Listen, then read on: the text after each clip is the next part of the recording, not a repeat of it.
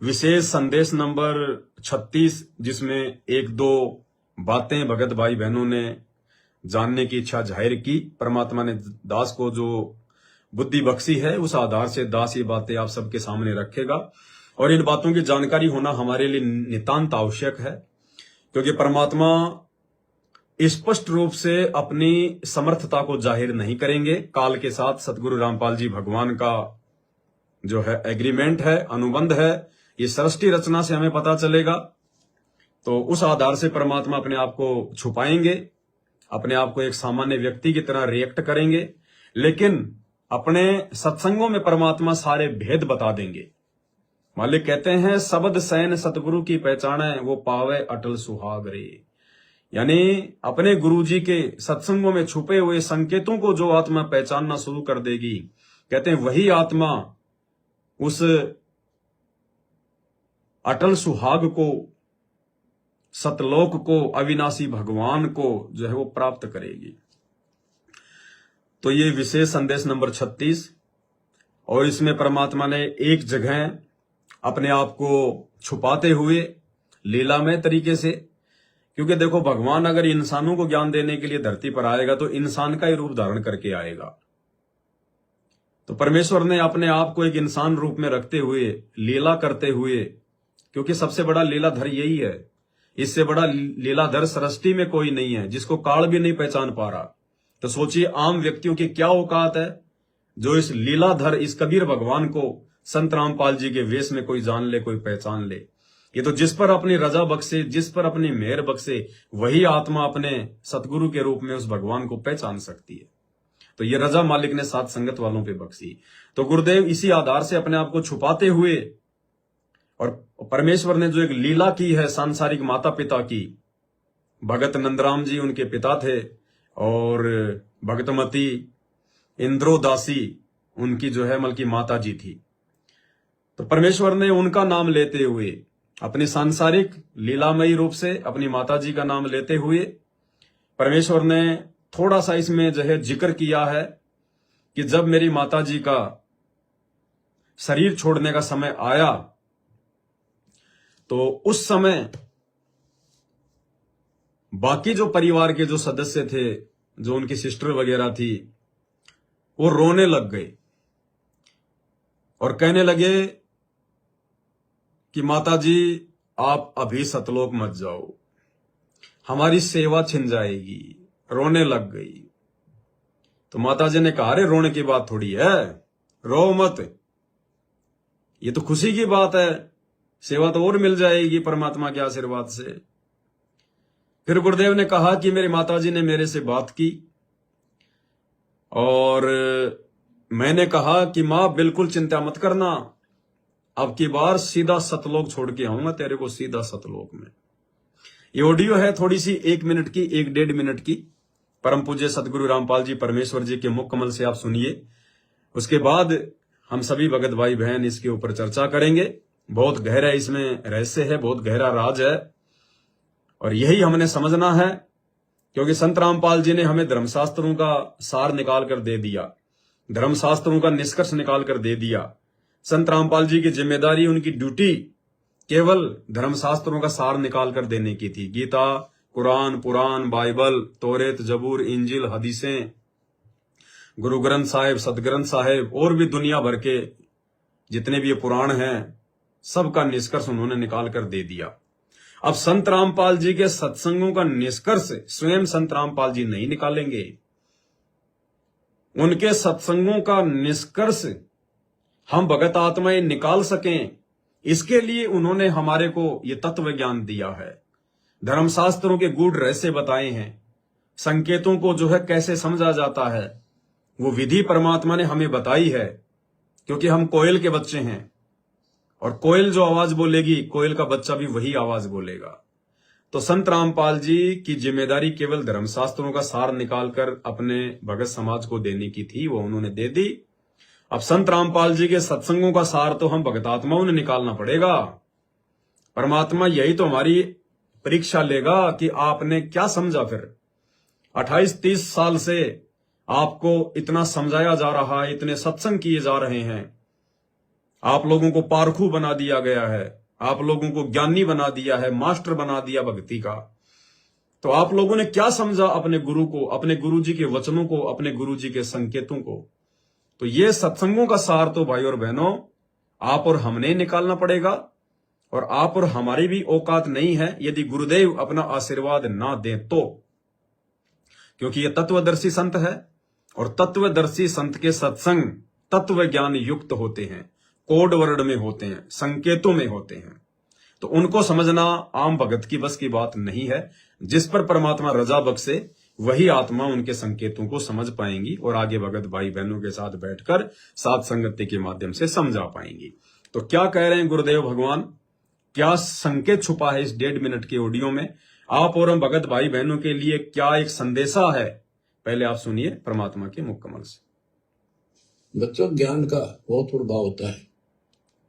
मेरी माता जी शरीर की वो वृद्ध हो गई थी, और जब अंतिम सांस आए, उनका समय आया, ने बोली भाई गुरुजी मैंने साथ लेकर जाइए, छोड़ कर आइए। तेरी माता जी से मैंने कहा माँ चिंता ना करिए, तेरे साथ चलूंगा और भगवान के दरबार में छोड़ कर आऊंगा तेरे। क्या कह रहे हैं परमात्मा कि मेरी शरीर की माता जी।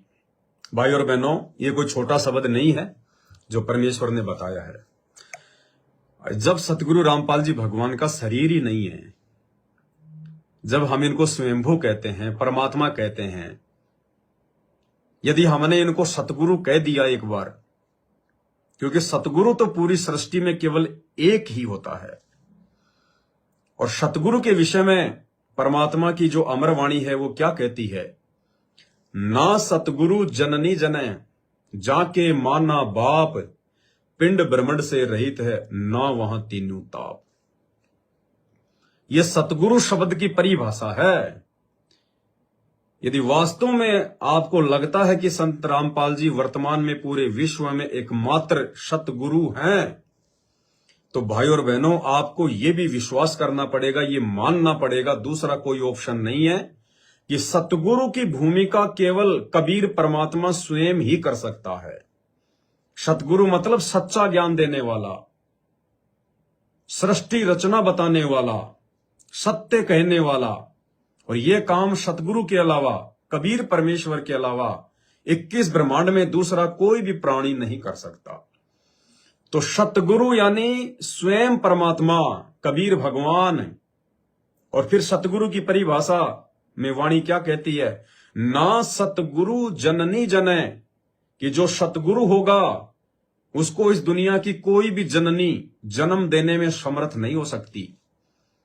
ना सतगुरु जननी जने, यानी सतगुरु कभी किसी जननी से जन्म नहीं लेता, मां के गर्भ से जन्म लेके नहीं आता।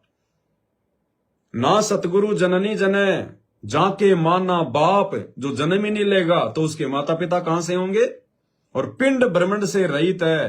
पिंड यानी शरीर, यानी वो परमात्मा शरीर से रहित है, वो विदेही होता है, देही से अलग होता है। उस सतगुरु का आप और हमारी तरह ये हाड़ मांस का शरीर नहीं होता। वो केवल एक दिखावे में आप और हमारी ये चरम दृष्टि को धोखा देते हुए वो परमेश्वर नूरी शरीर से धरती पर प्रकट होते हैं। अपने तेज पुंज के शरीर को हल्का करके परमात्मा धरती पर आते हैं, अवतरित होते हैं, वो प्रकट होते हैं। ये सतगुरु की परिभाषा है। तो आपने इस बात को मानना पड़ेगा, इस सतगुरु शब्द की परिभाषा को अपने हृदय में जमाना पड़ेगा, भाई बैठाना पड़ेगा कि यदि मैं सतगुरु रामपाल जी को सतगुरु कहता हूं, सतगुरु कहकर उनके नाम का जयकारा लगाता हूं कि सतगुरु रामपाल जी भगवान की जय, सतगुरु रामपाल जी भगवान की जय, तो भाई और बहनों हमने फिर सतगुरु शब्द को भी पहचानना पड़ेगा कि ना सतगुरु जननी जने और जाके माना बाप, पिंड ब्रह्मंड से रहित है ना वहां तीनों ताप। और फिर क्या कहते हैं परमात्मा, परमेश्वर क्या कहते हैं? हाड़ चाम लहू ना मेरे, कोई जाने सतनाम उपासी, तारण तरण अभय पद दाता, मैं हूं कबीर अविनाशी। परमेश्वर कहते हैं कि हाड़ चाम का शरीर नहीं है मेरा। अगर हाड़ चाम का शरीर हुआ तो फिर मैं भी तुम्हारे जैसा इंसान हुआ। और इस बात का पता भाई और बहनों, जो भगत होंगे, जो अच्छी आत्माएं होंगी, जो मोक्ष के अधिकारी होंगे, उन आत्माओं को तो वर्तमान में ही मालूम पड़ जाएगा, ज्ञान से मालूम पड़ जाएगा, गुरुदेव के विशेष आशीर्वाद से मालूम पड़ जाएगा। और बाकी दुनिया को जब परमेश्वर अपनी लीला समाप्त करके इस पृथ्वी लोक से सतलोक के लिए गमन करेंगे, सशरीर गमन करेंगे, जैसे 650 साल पहले परमात्मा ने मगहर से 2 राजाओं के बीच, लाखों की सेना के बीच से पंडित और मुल्ला काजियों की उपस्थिति में सतलोक के लिए सशरीर गमन किया था। ऊपर जाकर कहा परमात्मा ने, उठाओ चद्दर, मुर्दा नहीं है अंदर। तब लोगों की आंखें खुली कि भाई जिस जुलाहे को, जिस कबीर को हम धानक मान रहे थे, अपने जैसा एक इंसान मान रहे थे, भाई ये तो भगवान है, ये तो परमात्मा है। क्योंकि जब उन्होंने चद्दर उठाई तो वहां तो फूल ही फूल थे। परमात्मा की तरफ लोगों ने देखा तो मालिक तो ऊपर दिखाई दिए, तेजों में शरीर में ऊपर जा रहे हैं अपने लोग को। मालिक ने सबको अपनी शक्ति से दिव्य दृष्टि दे दी, परमात्मा को सब देख रहे हैं नूरी रूप में। फिर सब रोए वहां पे, आंसू भर भर के रोए वहां पे, हे भगवान हम तो मौका चूक गए, हे परमात्मा बहुत बड़ा हमारे तो धोखा लग गया। हम तो ये दुनिया वालों के चक्कर में आके परमात्मा, आपको परमात्मा नहीं मान पाए, आपको भगवान नहीं मान पाए। फिर क्या है, फिर पछताए क्या होए जब चिड़िया चुग गई खेत। तो भाई और बहनों, सेम टू सेम यही लीला। दास तो ये कहता है कि इससे भी बड़ी लीला, इससे भी बढ़कर लीला परमात्मा वर्तमान में दिखाएंगे। 650 साल पहले तो परमात्मा स्वयं ही सतलोक में गए थे, और अब की बार तो परमात्मा का वचन है। एक सत्संग में परमात्मा ने ये शब्द कहे हैं अपने मुख कमल से कि भगत भी सशरीर सतलोक जाएंगे, कुछ भगत सशरीर सतलोक जाएंगे। ये परमात्मा के वचन हैं। और कहते हैं साध वचन पलटे नहीं, पलट जाए ब्रह्मांड। साधु बोले सहज स्वभाव, साधु का बोलिया मिथ्या न जाए। और साधु बोले सहज स्वभाव, साधु जो चावे सो कर ही। परमात्मा कुछ भी कर सकते हैं। तो ये लीला करेंगे दाता, ये परमात्मा है, अपने आप को साबित करके जाएगा, दुनिया की बंद आंखें खोल के जाएगा, दुनिया को सोचने पर मजबूर करके जाएगा, दुनिया को हजारों वर्षों तक ये सत भक्ति करने के लिए विवश करके जाएगा। अन्यथा कौन संत रामपाल जी की भक्ति करेगा हजारों वर्ष? कैसे इनका लाखों साल तक मार्ग चलेगा? परमात्मा ऐसा चमत्कार भी दिखाएंगे। चमत्कार तो आप और हमारे लिए होगा, भगवान के लिए तो वो हकीकत है, भगवान के लिए तो वो नॉर्मल काम है, लेकिन आप और हमारे लिए वो चमत्कार से कम नहीं होता। तो ये लीला परमात्मा धरती पर करके जाएंगे। तो उस समय लोगों की आंख खुलेंगी कि भाई ये संत रामपाल जी तो आप और हमारे तरह हाड़ मास के इंसान नहीं थे, पुतले नहीं थे। अरे ये तो भगवान था, ये तो विदेही था, इनका तो नूरी शरीर था, तेज पुंज का शरीर था, ये तो स्वयं अल्लाह थे। रोएंगे सिर पर हाथ रख रख के हिंदू मुसलमान सिख ईसाई। तो परमेश्वर यहां जो कह रहे हैं, अपने आप को छुपाते हुए, एक सामान्य व्यक्ति साबित करते हुए कि मेरी शरीर की माता जी। अब भाई और बहनों, यदि हमने ये सत्संग सुन के इस बात को मान लिया, यदि हमारे अंदर कोई हलचल शुरू नहीं हुई, परमेश्वर के मुख कमल से यह शब्द सुनकर कि मेरे सतलोक की मेरी शरीर की माता जी, अगर हमारे अंदर कोई रिएक्शन नहीं हुआ, मन में कोई विचार नहीं उठा, तो भाई और बहनों समझ लेना अभी हमारे को सतगुरु की पूर्ण पहचान नहीं हो पाई है, पूर्ण जानकारी नहीं हो पाई है। हमने सतगुरु को केवल मानुष मान रखा है, आप और हमारे जैसा एक इंसान मान रखा है। अन्यथा जब इस प्रकार की बातें परमात्मा अपने मुख कमल से कहें, जो बातें केवल आप और हम इंसानों के लिए है, क्योंकि आप और हमारे शरीर के माता पिता हैं, परमेश्वर के कोई शरीर के माता पिता नहीं होते, और ना वैसे उनका कोई माता पिता होता। वो तो स्वयंभू है, वो तो माता पिताओं को जन्म देता है। तो इस प्रकार की बातें यदि हम सतगुरु के मुख से सुन रहे हैं उनके इन सत्संगों में, और यदि हम 2 मिनट रुककर विचार नहीं करते हैं, हमारा मन यदि उस बात के ऊपर क्लिक नहीं करता है और ऐसे ही वो बातें निकल जाती हैं, तो सोचिए भाई और बहनों, अभी हम बहुत पीछे हैं।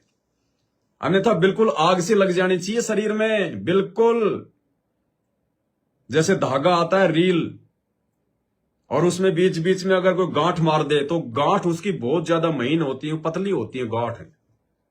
रील आती है ना जो 4-5 रुपए की, ये टेलर लोग जिससे वो कपड़ा जो है सीलते हैं, बहुत ही बारीक आता है वो धागा।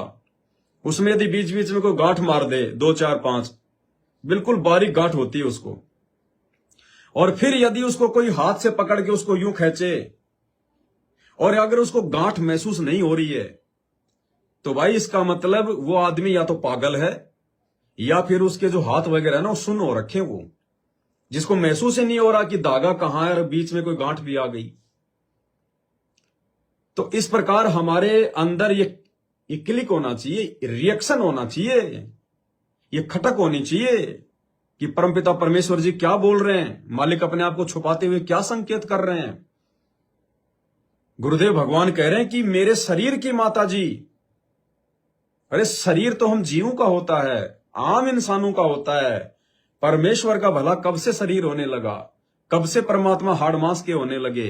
हाड़ मांस लहू ना मेरे, कोई जाने सतनाम उपासी, सब नहीं जान पाएंगे। सतनाम उपासी का मतलब होता है जो पूर्ण गुरु की शरण में आकर और जो सतनाम का जाप करता है। सतनाम केवल 2 अक्षर ही नहीं होता, जो प्रथम मंत्र होता है वो भी सत्य नाम है। सत्य नाम यानी सच्चा नाम, असली नाम, जो इन 5 देवी देवताओं का जो ये सतनाम है। उसके बाद में जो ये 2 अक्षर का नाम है, उसमें एक जो मंत्र है ओम, वो इस काल का सतनाम है। दूसरा जो है शब्द, जो केवल परमात्मा ही बता सकते हैं, वो उस अक्षर पुरुष का सतनाम है। उसके बाद जब सार नाम मिलता है तो वो पूर्ण परमेश्वर का सतनाम है। तो सतनाम का मतलब होता है कि सच्चा नाम। तो मालिक कहते हैं हाड़ चाम लहू ना मेरे, कोई जाने सतनाम उपासी, तारण तरण अभय पददाता, कि मेरा काम तो जीवों का उद्धार करना है, यहां से उनको तारना है, उनको अभय पद प्राप्त करवाना है। तारण तरण अभय पददाता, मैं हूं कबीर अविनाशी।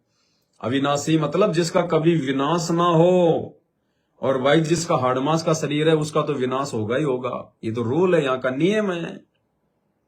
तो भाई और बहनों, परमेश्वर जो कह रहे हैं कि मेरे शरीर की माता जी ने जब शरीर छोड़ा, तो विचार आना चाहिए हमारे को, यहां पर छुपा रहे हैं परमेश्वर। अरे यही तो संकेत है भाई और बहनों। पिछली बार हमने इसी 36 नंबर विशेष ऑडियो में से एक टॉपिक को हमने जो है वो पकड़ा था। टॉपिक क्या था? जिसमें परमात्मा ने कहा कि ज्ञान के साथ साथ में संगत बहुत जरूरी है, और संगत एक दूसरे भगत के घर पर ना करके आश्रम में करनी चाहिए। ये 40 सेकंड का छोटा सा एक हिस्सा हमने लिया था, और भाई और बहनों उस 40 सेकंड की ऑडियो पर हमारे को 3 घंटे लगे थे। 3 घंटे। तो सोचिए ये भाई और बहनों, ये तो 50 मिनट का है परमात्मा का सत्संग। इस पर तो अगर 1 महीना का समय भी हमें दिया जाए तो भी हम परमात्मा के इस 50 मिनट के सत्संग के ऊपर डिस्कस नहीं कर सकते। इतनी बड़ी महिमा है सतगुरु रामपाल जी भगवान की, आसमान से भी ऊपर, अथाह, उसका कोई वारन पार नहीं है। इस परमेश्वर की महिमा का कोई वर्णन नहीं कर सकता। 7 समुद्र की मसी करूं, लेख नहीं करूं बन राय, और धरती का कागज करूं, सतगुरु गुण लिखा न जाए। ये है वो सतगुरु जिसके लिए ये वाणियां बनी हुई हैं। ये है वो गुरु सतगुरु रामपाल जी भगवान। ये है वो परमात्मा जिसकी महिमा की नहीं जा सकती। तो भाई और बहनों, वर्तमान में जो ये इशार से जो सत्संग आ रहे हैं, विशेष संदेश आ रहे हैं, ये कोई सामान्य चीजें नहीं है। ये विशेष गूढ़ ज्ञान युक्त हैं, रहस्य युक्त हैं, संकेतों में हैं। गुरुदेव भगवान की विशेष रजा बिना इनके ऊपर कोई चर्चा भी नहीं कर सकता। काल दिमाग में भी नहीं आने देगा क्या बोल गए गुरुदेव, कहां क्या संकेत छुपा गए।